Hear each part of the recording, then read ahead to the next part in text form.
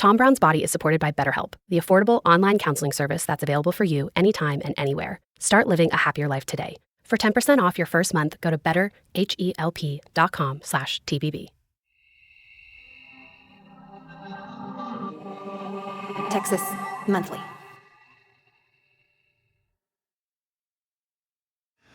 All right, let's talk about in terms of interrogation, because I read my notes and I thought I need a fuller explanation of what was going on then. I mean, so Rachel calls y'all and says, "Please show up at my office in Austin at the Attorney General's office." Mm-hmm. Yep. In February 2018, Tom's mom Penny got a phone call. It was Rachel Kading from the Texas Attorney General's office. Kading and her partner Chris Smith had just been assigned to Tom's case. She asked if Penny, her husband Chris Meek, and her older son Tucker could come to Austin for an interview. They made the 7-hour drive from Canadian and Penny Suburban. When they arrived, they were directed to a windowless conference room where Kading and Smith were waiting. Here's Penny and Tucker on what happened next. I mean, it wasn't like we were in an interrogation room. We were in Right. a side closet, basically. I mean, it was just kind of a side office that... No dark window on the wall. No. There was no window. No, it was not an interrogation room. I mean, it was just... Yeah, it was pretty informal. The two investigators, Penny said, were pleasant. Penny had brought along a binder with 11 pages of typed notes. It was a detailed history of the case from her perspective, beginning with the night Sheriff Lewis had supposedly hassled Tom at the movie theater. We basically went through the timeline, what happened on basically day 1, day 2, what did we do the night that he didn't come home, just things like that. At the end of the interview, Kading and Smith brought up a polygraph exam. And then they asked us if we would be willing to take a lie detector test. We all said sure, because we don't have anything to hide. And then that was it. That was the end of the meeting.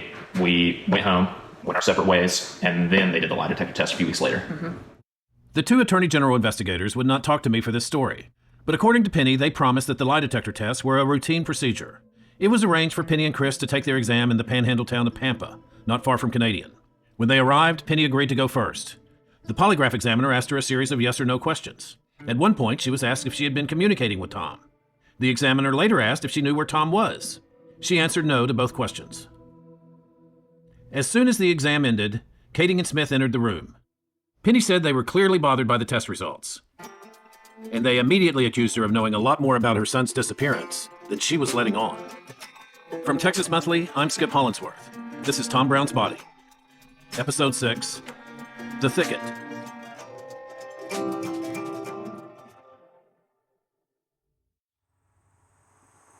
When I visited Penny and her family at their home earlier this year, we talked at length about the polygraph exam.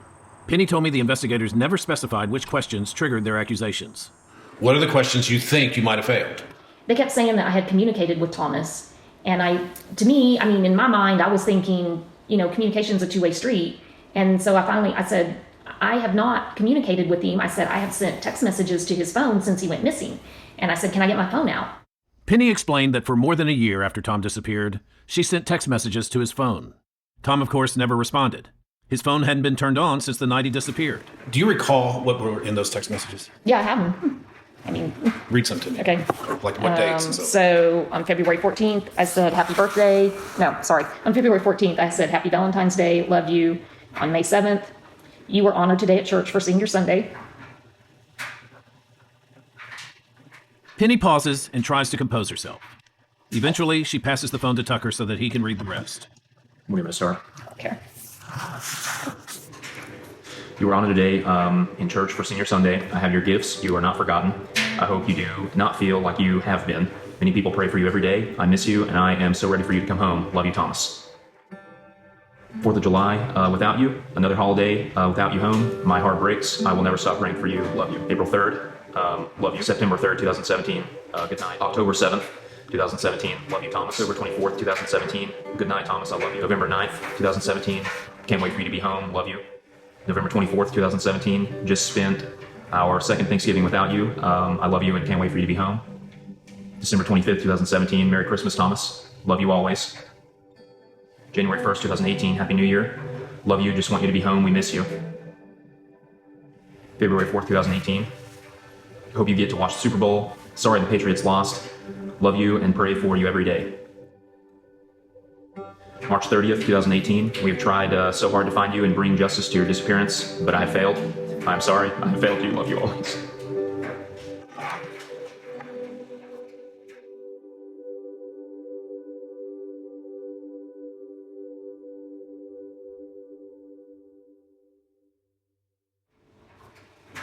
During the time you were texting Thomas in 2017 and 18, was there this glimmer of hope that he might be alive? Well, I mean, maybe we both held on to that. Mm-hmm. Because what else do you do? I mean, you don't have any proof of his death. You don't have any proof that, that he's alive. So you just go with the more positive and say, yeah, we held on to that dream that maybe he would reemerge one day as a wrestler and actor, and he just was tired of living here. And that's what we held on to. Penny said she showed her text messages to the investigators. They then turned to a different line of questioning. And then they kept saying that I knew where the body was, I knew what happened, I had found him that night, I moved his body. And I said, I go, are you looking at me? Because I go, I'm not even 5'5". He weighs almost 200 pounds. I go, how am I supposed to move his body? He's over 6 foot tall. I go, I couldn't even pick him up when he was alive. I can't pick him up when he's dead. I can't move a body. And then they were like, well, we think that Tucker or Chris helped you. And I said, Chris has back problems. I have my own health issues. I can, but I'm going to have surgery. So I go, it doesn't really make sense that either one of us would do that. And I said, Tucker couldn't pick him up either.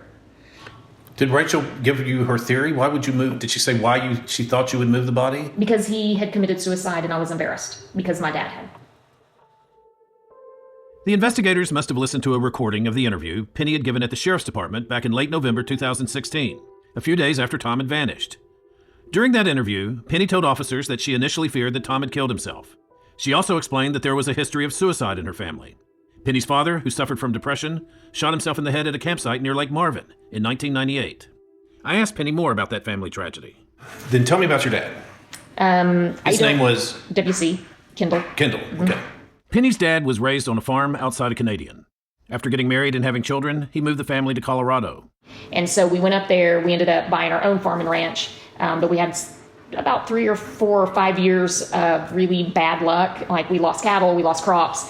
And my dad finally said, we're not making it, so we gotta go do something else.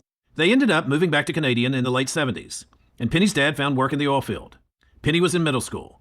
She was in the same class as Salem Abraham. You might remember him from episode 1. He's now known as the richest man in town. Were you things like cheerleader, drill team? I was the mascot. I played basketball. I ran track. Classic small town girl. Yeah. Okay.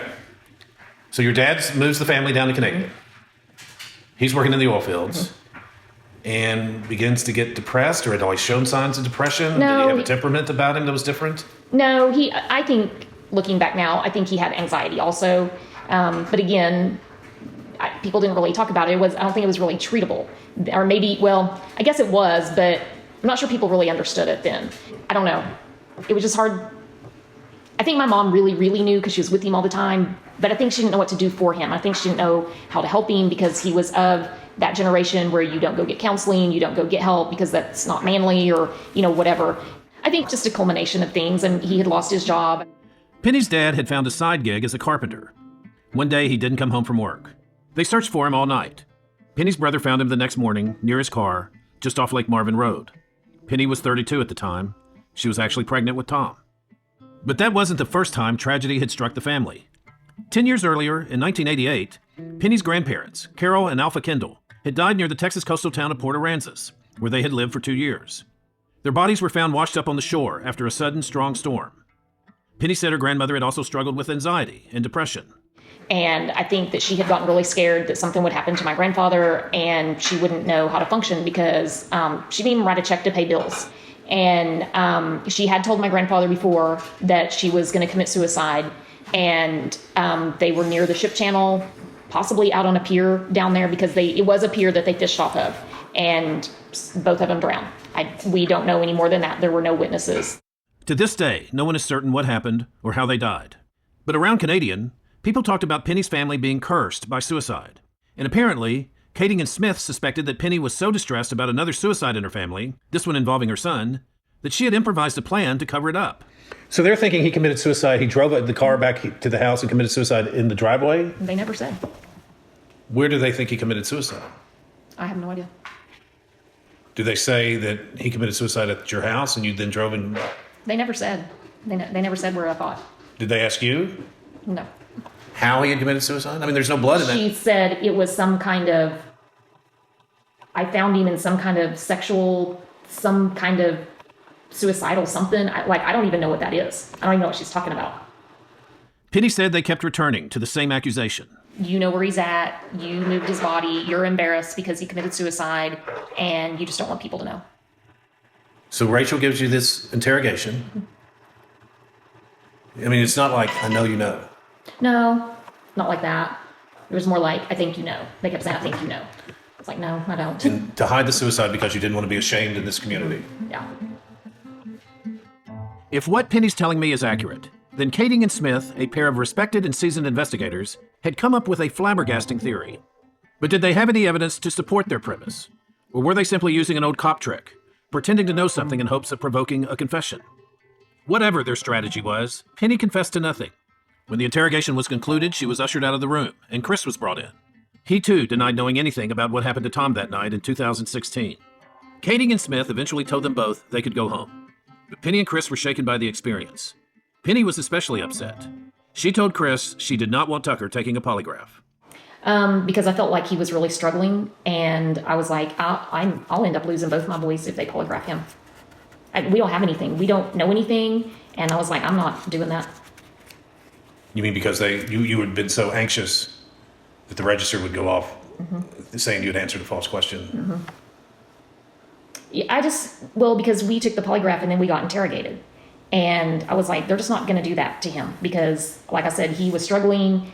I felt like he was depressed. And I was like, I'm not going down that. I'm not going to lose both my kids. You could push him over the edge. I was like, I'm not doing that.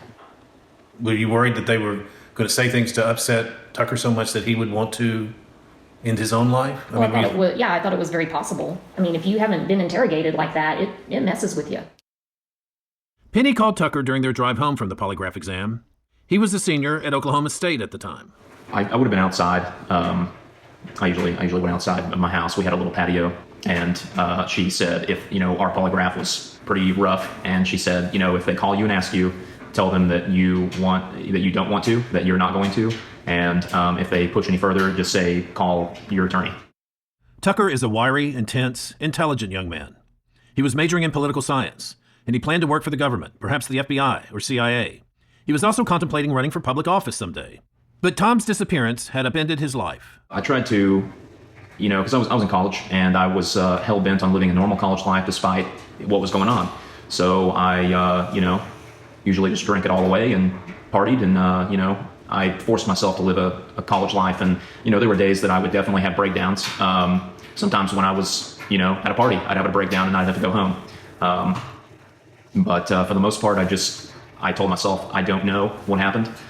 Therefore, I can't, I'm just going to hold on to the possibility that he may still be alive. And so, of course, there was some anxiety there that, on the darker days that he wasn't going to come home, and that bothered me because there's always that possibility. But I tried to stay as positive as I could. All right, don't be offended by this question, but a reader's going to read this section and go, well, why not take a lie detector test? Even if you were emotionally upset, take the lie detector test. Clear your name. I have no idea. I don't know how to answer that because I had not done anything. I never was guilty, and so I was trying to get through school. And I guess to answer your question, lie detector tests are not a good way to measure somebody's honesty. People can crack them all the time. You can buy books on cracking those things, and so they're not a very accurate way, and they're really just kind of a tactic to scare you or to try to make you think that they have an upper edge on you. Tucker is absolutely right about this, by the way. Lie detectors are widely regarded as unreliable. The results aren't even permitted in court as evidence.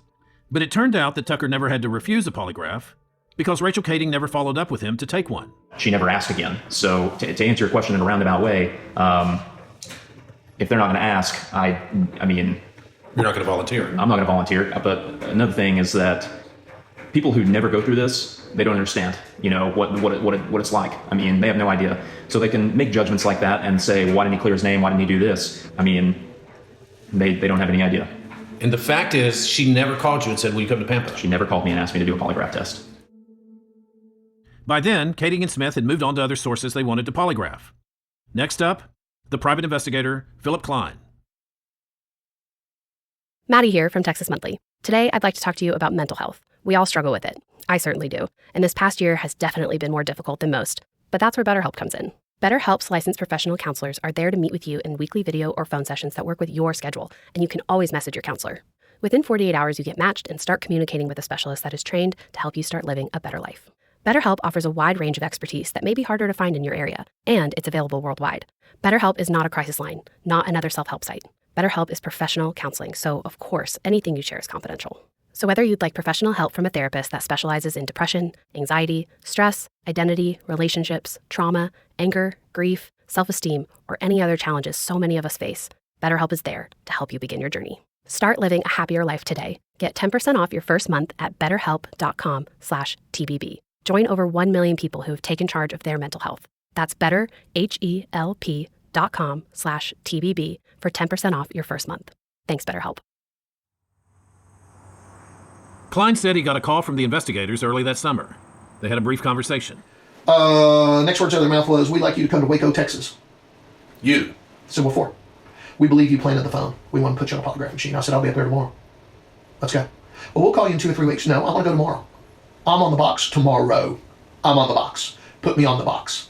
On the box, you'll recall, is cop parlance for a polygraph machine. "I'm ready. Let's go." "Well, we can't do it for 2 or 3 weeks because we got scheduling." "Okay, fine. Put me up there. But you get me on that box as fast as you can get me on that box, because I'll be goddamn. I've got a few words I want to say to you both as soon as I get off the box." When the polygraph was finally administered, Klein said that he was asked several questions about the October 2017 discovery of Tom's cell phone on Lake Marvin Road. He claims investigators were convinced he'd planted evidence to make himself look like a hero for making a big break in the case. Klein also said he was asked if he was involved with Tom's family in a cover-up. I sit on the box, get off. Guy looks at me, he goes, "He's righteous." And then I went loose. Kading wasn't there, but Klein said he confronted Chris Smith for insinuating he had planted the phone. I said, "Let me tell you something. You guys got a sheriff problem. You don't got a private investigator problem. You got a sheriff's problem. Y'all need to pull your heads out of your asses." But I'm telling you what, I'm tired of being treated like the bad guy here. I'm the good guy. My team are the good guys. I got people from all over the United States that are top in their careers. I don't have fly-by-night people that I hire yesterday and say, "Go investigate homicide." Undeterred, Kading and Smith forged ahead, calling in another source, Sheriff Nathan Lewis. Lewis, of course, had wanted the Attorney General's office to come up to Canadian and investigate Tom's case. He said he was fed up with all the gossip, and he hoped the investigators would uncover the truth and in the process clear his name. But Lewis wasn't expecting to be put on the box. He told me he was an anxious person, and he knew that didn't bode well for a polygraph. A person that, like me, I'll tell you about myself. I'm more of a nervous Nelly. I take Lexapro because I have anxiety real bad. I've always had anxiety. When he was hooked up to the polygraph machine, he said the examiner had a hard time even getting a baseline reading. Well, I'm already telling him, well, shit, if that's already messing up, guy, and I'm telling the truth, this ain't going to be good. I said, I'm nervous as a son of a bitch just sitting strapped into your damn chair. I'm the sheriff. I'm a law enforcement guy. I give these tests, and now I'm being strapped in here as a damn suspect. But I said, I feel like a damn suspect criminal sitting here in this damn chair. I'm nervous as son of a gun. Lewis said that toward the end of the examination, he was asked a question that he thought was unfair. They asked me the question, are you involved in the disappearance of Tom Brown? And they said yes or no answers. And I said, well, that question's a bunch of crap, because I am involved in Tom Brown's disappearance. This whole thing has eaten me up. I'm involved in this case. My mind races on that question. Well, you're still being deceitful. I said, that's a bunch of bullshit. I'm done with this. I took this lie detector test because I wanted one, because I'm trying to clear my name. But then you asked me a question of, are you involved in the disappearance of Tom Brown? Well, hell yeah, I am. But my answer is no, because I'm not involved in the way that they're asking the question. But in reality, in my mind, my internal thinking, dude, I am wrapped up in this damn case. This whole case is running my damn life right now. As you can hear, Lewis is still pretty steamed about all of this. I just think the whole thing was a sham. I really do. I don't feel like it went well. I don't feel like that I was asked the right questions. And I'll never take another one again. They can shove it up their rear. I'll never take another lie detector test in my life just because of the way I was treated. I'll never do it. Despite the suggestions that both Lewis and Penny had failed parts of their exams, nothing seemed to come of the lie detector tests. In fact, as the months passed, Kading and Smith didn't seem to be making much progress on the case at all. They double-checked the alibis of various teenagers, and they even reinvestigated, of all things, the wood chipper rumors. They studied the security camera footage showing Tom's Durango driving up and down the Canadian streets. And they subpoenaed records from the gas station where Tom had filled up on Thanksgiving Eve to see who else had purchased gasoline around the same time. Still, it seemed like they couldn't catch a break. In October 2018, 8 months after Cadigan Smith had arrived in Canadian, Penny went on Chris Sample's radio show. He asked her what she was picking up from the Attorney General investigators. I do not hear a lot from them. I really try not to contact them too much because they always tell me the same thing. They just say, we can't tell you anything, but we are working. And really, that's all I want to know is that they're working. They are very tight-lipped, and all I know is that they're working. Sheriff Lewis was actually in the same boat as Penny. He wasn't privy to the investigators' work either, but he too went on Sample's show to talk about the case. In closing, Sheriff, what have been the impacts in your take on your community, the community of Canadian, with this horrible case? I think the community and myself in this department, they want closure for this case, and they're ready for it to be handled. I think that's basically what it comes down to, Chris. I think everybody they pray about it. They pray about it daily to have this thing done with. I wake up every day praying that something happens. I pray for the Attorney General. I want them to figure the mess out and get it dealt with.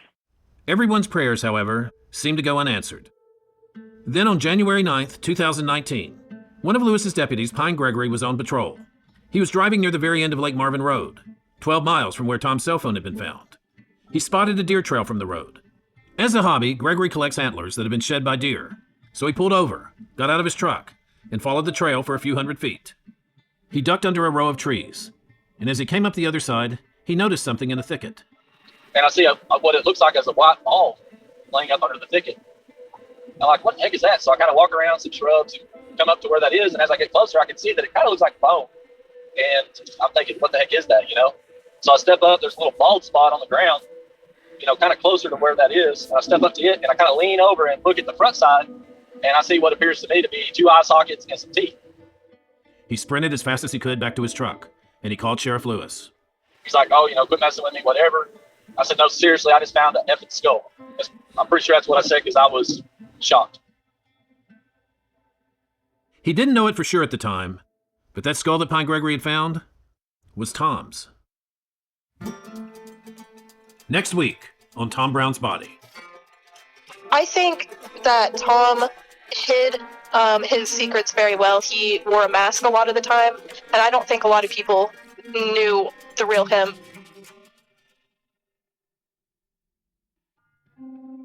Tom Brown's Body is a Texas Monthly production. Executive producer is Megan Crite. Produced and engineered by Brian Standifer, who also wrote the music. J.K. Nickel is our editor, and Paul Knight is our fact-checker. Audio assistants are Sean Cronin and Emma Jane Hopper. Our theme music is No Hard Feelings by the Avett Brothers. I'm your writer and host, Skip Hollinsworth. If you like the show, please leave us a review on Apple Podcasts. Thanks for listening. See y'all next week. If you're enjoying listening to Tom Brown's Body, be sure to check out the latest podcast from Texas Monthly, State of Mind. On State of Mind, you'll hear stories from our talented writers and a wide array of other Texans that help shine a light on life in the Lone Star State. Each episode features a different story, with topics ranging from love and loss to family to music, food, history, and all the rest of what makes life in Texas something special. Listen and subscribe to State of Mind wherever you get your podcasts.